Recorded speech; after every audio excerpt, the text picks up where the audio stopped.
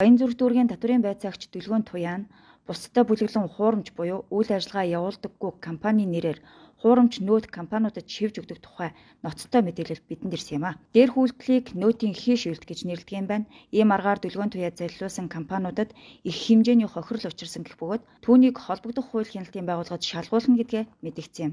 Дэлгөөн Туяа байцаагчийг уг асуудлаар хэлтсийн дарга дуудаж уулзсан гэсэн мэдээлэл байгаа юм. Харин үүнийг тус хэлтсийн холбогдох албаны хүн үгүйсгэлээ. Энэ асуудлыг бид Баянзүрх дүүргийн татврын хэлтсийн захиргаа хуулийн засгийн дарга мөнхтөлгөөс тодрууллаа. Ямар ч тач Дэлгөөн Туяа байцаагч та нар хилдэг явдаг газраараа яв гэж даналзан төрийн албаны нэр нүрийг гутааж аваа талаар бидэнд их сурвалж мэдээлсэн юм. Энэ талаарх мэдээллийг бид үргэлжлүүлэн хүргэх болно. За энэ тухайн байцаагч яг нэг албан тушаалаа ашиглаж одоо энийг хийгдэг үү? Албан тушаал ямар ч хамаагүй. Тэгээд нөгөө арга хэмжээ тооцоолдог асуудал тохиолдоод явдаг юм байх. Ягаад гэвэл наач тухайн хөшөлтөн нөгөө цагдаа хэрэгэл шүүгд хандсан дараагаар тогтоомж шүү дээ тийм ээ. Албан тушаалаа уруулан ашигласан тохиолдол биш байхгүй да. Нөөтийн хийш үйлдэл хийсэн гэж ярьж байлээ. Тэгээд харин нөгөө энэ байцаагч хэрэгтэй бол байцаагчийн одоо ажлуудтай холбоогүй байхгүй да.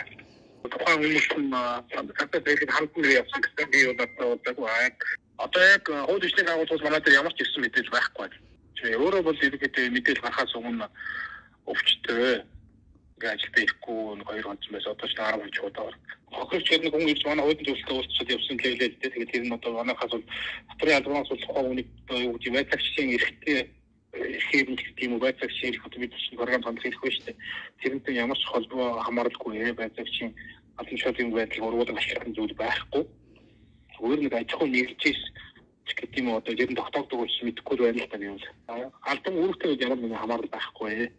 Өвчтөй байгаа хүний чинь дуудаж уулзах боломжгүй шүү дээ. Өвч нь тэгээд болохоор нь тайлбар авах шүү дээ.